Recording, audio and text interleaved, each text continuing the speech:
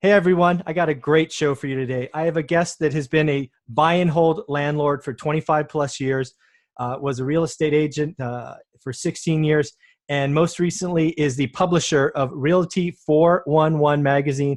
And frankly, I see her doing all kinds of things to help the real estate investors. There's the magazine, help the real estate investors over the world. And I have Linda Pliagas with me today. How you doing this morning, Linda? I'm great. Thank you so much for having me. I appreciate it. That's very good. Why don't you flash the magazine again? Because this video kind of focuses on who's talking.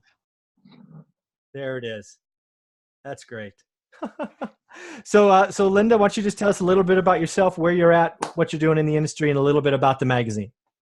Sure. Well, my name is Linda Pliagas, and I'm the publisher of Realty 411 magazine. I'm based in beautiful Solvang, California, which is Santa Ynez Valley, Santa Barbara County. Santa Barbara is 25 minutes away from us.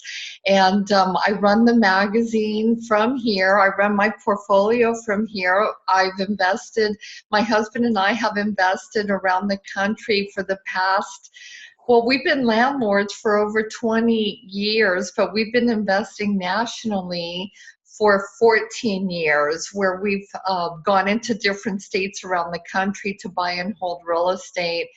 And overall, we've been in 5 states, including California, and we believe in buy and hold investing. We've done some flips, but primarily we're buy and hold investors. And we produce a publication and have live events to educate and inspire other people to also invest in real estate. Yeah, and it is some of your events. You held an event, I want to call it about 2 months ago, just off the 101, I think in Santa Clara, where we came Yes. to, gave some books away and the like. And I'm like, I have to get her on the show. She's so busy. She's doing so much. So I'm glad this worked for both of us. So thank you very much, Linda. Oh, thank you. And thank you for your books too. They were great. People loved them. We gave them away, and we really want to thank you for that. And if you ever want to pass over more books, we'll take them. Fair enough. Fair enough. Well, Linda, why don't we first start with out-of-state investing, right? You're Okay. in 5 markets. We both talk to investors all the time, and Yes. especially if they're California investors like yourself. I'm in the Silicon Valley. It is predominantly, I got to go out of state because the returns aren't great at home. So, when you made that decision, what was your logic? Where'd you go first? What were some of the things you thought about? Yes, that's exactly why we initially went out of state. We had a 4-unit apartment building in Southern California, which we had purchased at a great price. However, it was bringing no cash flow. Actually, we were losing money on the property every month, but we had a substantial built-in equity already because luckily it had appreciated significantly in the 18 months that we owned it. So what we did was we sold the property, and from the proceeds, we purchased 3 properties out of state. So we went from owning 1 4-unit property to buying 3 4-unit properties out of state. 2 in Texas, and also 1 in neighboring Louisiana and Baton Rouge. And the reason I chose those areas is, number one, I really wanted to invest in that part of the country because I saw that it was really economically growing, and the price, the value of those properties was fantastic. We were able to buy 1 4-unit for $175,000, Wow. and it cash flows over $2,400 a month. And then, so that's, a nice return on your investment. And then so one was 175. We purchased another one for 225, and the third one for about 180 as well. So and this property we had sold in Southern California, we have purchased for 430, about 430, and we sold it for 650 in 18 months. So Wow. we went from being cash flow negative to being cash flow positive of $1,200 monthly. So, we were able to do that. So I know that you can make great cash flow out of state. You want to do your research when you buy out of state. Number one, please always see the properties that you're buying in person. Google Maps doesn't count. I agree 100%. And most of the people that call me to tell me that they're hurting, that they're, in distress, are there because most of them did not go see the property they were buying in the first place. So that's the worst mistake that you can make. And I've seen every single property that I have purchased, sometimes multiple times, just to make sure that I really want to invest in that market and area. But again, I've never gone to foreclosure. I've never lost a property. And that's one of the reasons, because we're very conservative when we purchase a property. So you also want to buy a property in an economic area that's actually growing and not decreasing in population or in workforce, in economy, and the number of companies that are there. One of the best ways to do research on this is on the U.S. Census Bureau website. They have so much information on that site. You just Google U.S. Census Bureau, and it'll take you to just a lot of information on demographics around the country. So you want to check that information out before you invest anywhere. And you will also be able to see which areas are growing in number and which ones are decreasing in number.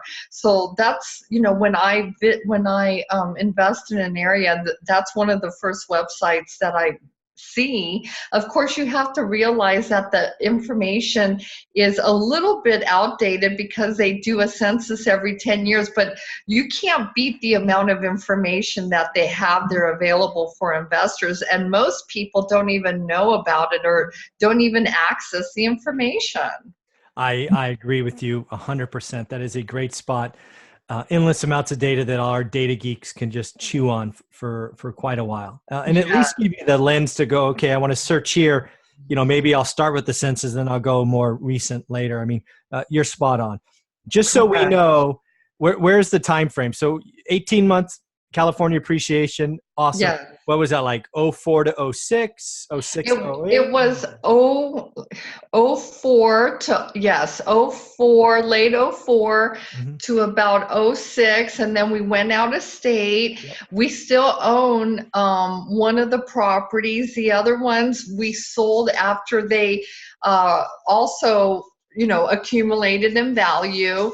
And then surprisingly, we sold those and then came back to California because then the market here went down and we wanted to take advantage of that. So we reinvested in California when our local market was 40% under value. Wow. And then which was like 4 years ago, and we got in and we purchased a total of 5 properties, which we still own 4. And, we purchased 6 and we flipped 2 and still own 4. But then those have increased substantially and went up about 30 to 40%. So I do believe in timing the markets, and you can do it if you're educated and you really keep a pulse of what the economy is doing in the areas that you want to invest in. Yeah. And then just so we're clear on vocabulary, you said a couple of times you sold. I want to did you sell and pay the taxes, or did you 1031 exchange? On the ones locally, I sold because I, wanted the funds. Sure. And we needed them. And that's how we do it. I mean, we do 1031 exchanges sometimes. Sometimes we'll sell them and cash out. It just depends on the situation. And right now I'm in a situation where I have an offer on the table on one property and I really don't want to sell it. And it's a problem because I do get emotionally attached to real estate. And I shouldn't, but I do. And that has been the situation. And it's actually cost me money because one time I should have sold a property that I didn't. And now I'd like to sell it, but now I won't be able to get the money that I would have. So I'm going to be, under maybe like $40,000 on that one building because I've got emotional and I didn't want to let it go when I should have. Yeah. The other thing, it's very true. Emotion in a business setting sometimes can get us, but frankly, being emotional about real estate is not all that bad. It is something that we work so hard for. Every deal is its unique little child or entity. Yeah. And we're both buy and hold. So, at the end of the day, holding real estate, for the long term is not horrible. So you'll be okay, I'm sure. Thank you. The other thing you said that was a gem we should scratch a little bit more is we have both benefited from market cycles, right? Yes. We both, I started in 2003. Your California story started in 2004. That was a special time, right? The whole 2003 to 2008. Incredible time. Yeah, as we know now, it was unhealthy. But when we were in it, it was like, 5% a month or 3% a month. It was like you could bank on it. It was. Yeah, we could do no wrong. You could literally buy anything around the country and increase your money very quickly. It was the glory days of real estate investing. Yeah, if you got out, it was the glory days. If not, your empire could have imploded if you had the wrong kind of leverage. Yes, absolutely. Where I wanted to go with this is because we're both old souls and I know we both want to help people.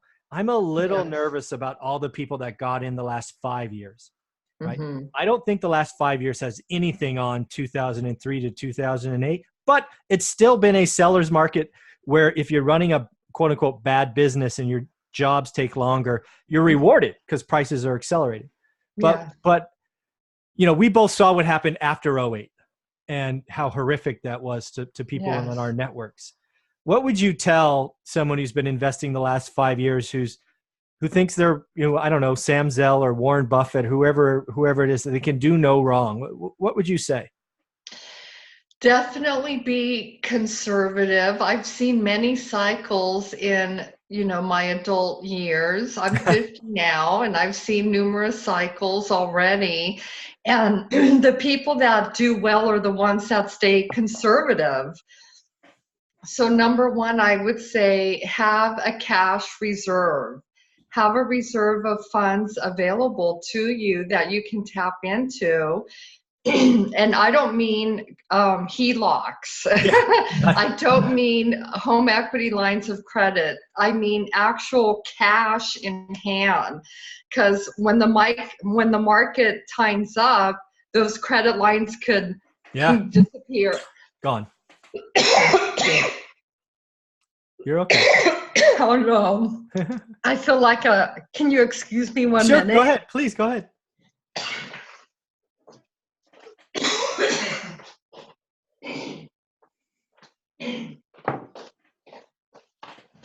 I'm back. Perfect. Yeah. And you're right. I mean, we both saw people again, right? Going back to 2008. And I don't think whatever's ahead of us is anywhere close to the 2008 through 10 crash. Right. It's not that. But a slowdown is a slowdown, and it will hurt some people. So I think being conservative, credit lines aren't cash. So no. Be very cautious. They say cash is king, and it's so true. Yeah. Yeah. And I got into a situation once when I needed money and they pulled my credit lines, and it was like, oh my gosh, now what? Yeah. So it was scary. So what'd you do? I mean, that's go. I promise you that will happen to hundreds of people listening to this. Is they will go to their Equiline thinking it's always there because it's always there, and then it's gone. I mean, what happened? So what did I do? A fire sale. That's what. Exactly. I did a fire sale on a property, and you never want to get to that situation. That's why it's always important to have cash on hand. And they say have a 6 months reserve of 6 months worth of income. But if you're an investor, you may want to have even a year. I mean, you really do need to have some cash on hand, not only for your living expenses if you're doing this full time, but also for repairs. Yes. Repair. People forget about, oh my gosh, maintenance on the properties. We need money for maintenance, emergencies, vacancies. All those little things can really add up if we're not prepared. So you never want to get into a situation where you have to fire sell a property because you're at the end of your rope, or you're running low on funds. So you never want to get to that. I couldn't agree more. And then the other thing that I saw again firsthand last time is people. It was really flippers that were feeling this last time. Was they were selling as the market was rolling over, Yes. and they could have sold for a small loss. Most of them at that time held on, saying the market will be back, or this is a blip, or whatever. And then it got away from them, and they lost. They didn't lose one, right? They lost everything. Yeah. So sometimes you have to make a hard call, and sacrificing one property, fire selling one property saves everything else. Make the hard call. Absolutely. Yeah. Absolutely. That's important. And you may want to also leverage by partnering up with other people so you don't have to put all your money into one deal. You have to be careful who you partner with. But I've seen a lot of people form great relationships with other investors, and they end up doing multiple deals that way versus doing just one deal on their own. Very well said. I am curious about one thing, because your pulse on the market is probably second to nobody that I've interviewed yet. Thank you. What do you see? And if you just want to put the California lens on it, because maybe that's your closest data set, or if you want to go countrywide, totally your call. I'll let you create the box. But what do you see going on right now with real estate from an investor perspective, not owner occupant? Take that out of the way from an investor perspective. Home prices are definitely falling nationally. I was reading an article today, as a matter of fact, on Bloomberg.com, Bloomberg News, and they were discussing how home prices were falling in all the metropolitan cities, Los Angeles, New York, San Francisco, Dallas. We're seeing a national trend of pricing decreasing and homes staying on the market a little, longer than normal. We need more buyers. That's the bottom line. We need more people buying real estate. We need more millennials getting into the game. We need more people buying investment properties. That's the only way we're going to, not get hurt by the prices going down even further, or by, God forbid, a bubble. We need to see some more buyers out there and some more activity, and hopefully we will. Yeah. I believe we certainly both know of, and I've certainly followed a gentleman named Bruce Norris. Oh, absolutely. Right. He was someone I met, again, dual friendship, right? We've been in the same area for a while. Geraldine's group. Yes. Like in 2005, maybe. Yes. Somewhere around there, maybe 5, I think. I saw Bruce Norris, went to the Saturday thing, and he introduced the Affordability Index. Yeah. Right? That saved my investing career. Gets 100% of the credit for getting us out of what was a crazy market in 2008 and into apartments, right? We 1031 all of our houses and took what was bogus equity, we didn't know, but moved it all into apartments. And that's what saved us from the crash last time. So fantastic. Yeah. I don't know about the other cities, but I know San Francisco got as low as 12 here recently. Yes. So that's scary. Right? 12 is a scary number, right? He gets nervous anywhere below 20, I think. I remember his talk. So do you see anything that stops that? I mean, that's really income, right? I mean, income has to go up and prices go down. Sorry about that, Cody. That's okay. Cody wants to play. No, Cody. I may have to take him to the other room. That's okay. So anyway, the affordability factor is a big deal for people, especially for first-time home buyers. Yeah. And what can I say? It's very expensive to live in certain cities, and it's getting more and more difficult. And I really don't see companies paying all that much more, in job rates and in salaries. So that's going to continue to be a problem, is the affordability of real estate in major markets around the country, especially in California, where we have some of the most expensive cities in the nation to live in. San Francisco, Silicon Valley, Los Angeles, all these places are really expensive. Yeah, and this is why I think what you're doing with the 411 Realty magazine, or Realty 411, excuse me, magazine, is helpful, because I'm actually coaching up or advising or whatever you want to call that when people ask, what should I do with the money, right? Because living in Silicon Valley, especially with all these IPOs coming, people are asking me, what should I do? Should I be one of those first-time home buyers into a market that I deem is overextended, or should I keep renting and buy out of state? Yes, that's a great question. Yeah, so let's talk about that. Yeah, I get that question a lot, and it's a really great question, and it's very difficult to answer. You almost want to know exactly their situation, their personal situation, before you can answer that question, because typically I would always say buy a home first and then buy your investment property later. I mean, typically that would be my answer. The problem is, a lot of people, if they're able to rent a house, they don't want to downsize and buy a condo. Exactly.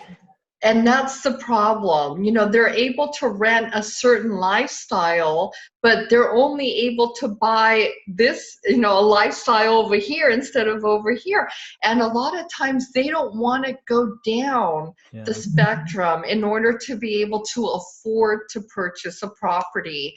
So if you're not going to be happy downsizing from, say, a 1,600 square foot home that you're renting to an 800 square foot condo, and you're not willing to make that sacrifice, then maybe out-of-state investing is the best option for you. Because typically when you go from being a renter to being a homeowner, you kind of have to sacrifice in order to get into that first property that you're buying. And a lot of times people don't want to take that, they don't want to sacrifice their lifestyle. So if that's the case, then, investing out of state would be good for them. But if you're willing to sacrifice your short-term lifestyle for a long-term benefit, and maybe even a better long-term lifestyle, then perhaps buying that first initial property to live in would be best. That is such great advice, and actually advice I'm going to start giving or stealing from you. So I'll give you credit the first couple of times, and then it's mine. Okay. Linda said all I just said. But really what I took from that is, there's not only downsizing, kind of like home with a backyard to condo townhome, but there's probably also a downsizing in location, right? Going from Los Altos to San Jose, or Los Angeles to Sunnyvale. And, sometimes that brings with it changes in friends and school systems and all that other stuff. So very wise words, very wise words. What I've always told people, because I've lived in the valleys my whole life, right? Grew up in Sunnyvale, like Wolf and El Camino. So I've seen it change. What I tell people now is, can you see yourself living there for 10 years, 10 years, and you realizing that you're signing up to have your wife and you work for 10 years, right? You're not, she or you, right? You're not going to be the stay-at-home husband, right? When you have a second kid, you both have to work because your tax bill is this high. It's there are a lot of people I talk to that I think their future is better if they keep renting, and then they take the chips that are going to come from this IPO windfall and invest for cash flow, because they can pay it off in 20 years or 30 years. And I think their life is different. And buy and hold, think long-term, always conservatively finance. And I've seen it. I've seen what can happen in 15 years. It doesn't feel like a lot the first couple of years. No. But it turns around. It does, most definitely. Yeah. So let's switch up to your published Realty 401 magazine. It's Yes. been around for a long time. It offers so many things. Where can people find it? It's a passion of yours, clearly, but tell Yes. us more about that. Sure. Well, I started it back in 2007 when I was working as a real estate agent. And I really wanted to share my knowledge of investing and also procure some possible clients for for sales. So what I did was I put together the first issue in 2007, and most of the advertisers in there were friends or associates. I even advertised my own real estate services, in the publication as well. And then it just evolved from there. And you can find it at realty411.com. You can buy a subscription. We also mail it out to certain real estate groups. We'll also ship it to different distributors in Southern California where they place it in grocery stores, bookstores, coffee shops, libraries. And it's also available 24/7 for free at realty411.com, and anybody around the world can download it and read it, and download even certain articles that they want to read, and we make it freely accessible. It's our way to give back not only to the industry but to everyone that is interested in growing their wealth through real estate investing, which we know is the best investment of all. Yeah, there's no better investment, unless you're a professional athlete, a singer, an actor, or one of these, CEOs. But for the average person, which I freely throw myself into that camp, there is no better way to leave the rat race than investment real estate, buy and hold. You can exit that way, and I'm living proof of that. So Absolutely. I would coach everybody to go to Realty 411. Probably pause the video right now, go there, check it out. I've been there many times. The articles are great. They're getting better. Every time I turn around, they're better than before. Thank you. You've really evolved, and it's fun to watch. Thank you so much. I really appreciate that. We really take a lot of pride in what we do. We also host events, live Yes. events around the country. We're one of the only companies that produces and hosts complimentary real estate expos. And that alone is quite a feat because things are so expensive. And, we've never charged anybody for admission in our events, which is really a miracle that we're able to do all this and give so much away without expecting anything in return. And it's honestly, people call me and they're like, "How do you do it?" And I'm like, "I don't know, but we do it." That's awesome. Well, part of that's just being who you are and the giver and the good karma. And let's be clear. A lot of that is because of you, and you deserve the kudos and applause for that. So Thank take a you. bow. That's so nice. um, Thank you. you're very welcome. So I was going to go to the events next because I have been to a few years ago and then was at one very recently. They're still jam-packed with very good speakers. They're still free, as you've said. I'm shocked. Not the $20 at the door, pay for food. I mean, free. Yes. And they're, the one I went to, I think was Saturday, like 9 to 4 or something. I mean, it was like a full day. So Yes. in the Valley, that ain't cheap. So, No. It's got to be a passion of yours helping people. It just has to be. It really is. And the reason it is because I was helped. I mean, people helped me along the way, and I would not be here today if it weren't for the numerous people that have helped me, starting from my English professor in high school who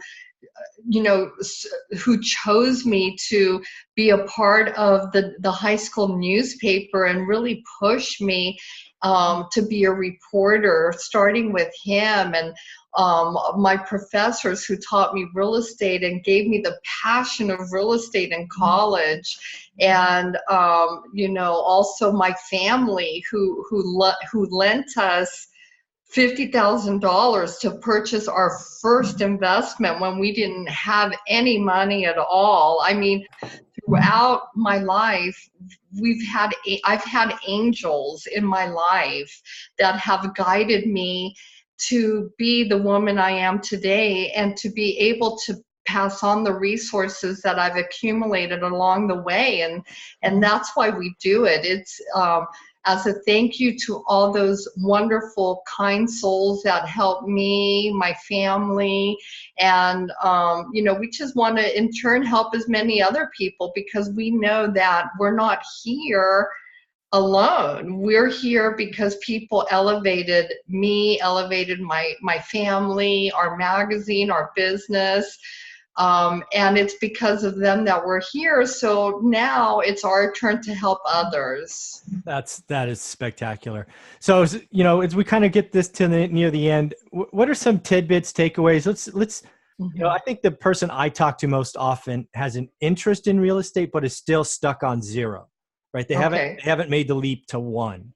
What is some advice if you're looking at someone, they've caught you at a conference, you have maybe 2 or 3 minutes to, tell them it's going to be okay, but, try to help move them forward. What are some things you might think of? Okay. Well, if they're just starting out, I definitely would say never give up. Save your money. I mean, you will be needing a down payment for an investment. Let's face it. Although we do see, loan programs that are available with very little down or zero down, those are really for sophisticated investors that private money companies are willing to bank on and lend on. When you're starting out, you will need money to get started in real estate. So, I would recommend save your money, do your research, start small. Don't go thinking that you can invest in a 200-unit apartment building when you've never purchased not even a single family home in your life. So I would recommend start small. And you know what? If you can only buy a condo in Texas for $65,000 to rent out as your first unit, go for it. There is no shame in buying a condo as a rental. I own condos in my portfolio too. And you know what? It's all depending on the numbers, but you can go out of state and buy a deal for 50,000, 40,000, 65,000. They are deals available in that price range. So you don't have to wait until you can afford $1 million property in California. There are other options available too. That is awesome advice. So if somebody is watching this, and they want to follow you, they want to see your event schedule because you're putting them on all the time, where do they go? Yes, you can go to realty411.com, and then we also have realty411expo.com. So you can go to either one of those websites, and we also have our magazine up there. We have our articles, and there's also access to our VIP network where you can join and interact with other people that also read Realty 411 around the country. That is awesome. And if somebody wanted to reach out to you, is the best way to follow you via Facebook or LinkedIn, or is it again realty411.com, or how would that be best done? Yes, well, I'm very big on Facebook. I love Facebook, so definitely follow Linda Pliagas, and that's spelled Pliagas. You can also follow Realty 411, and we have multiple Facebook profiles, and we're very active on there. So if you follow one of them there, you'll definitely reach us. That is awesome. And Linda, just wrapping this up, thank you again for all you've done for all these years.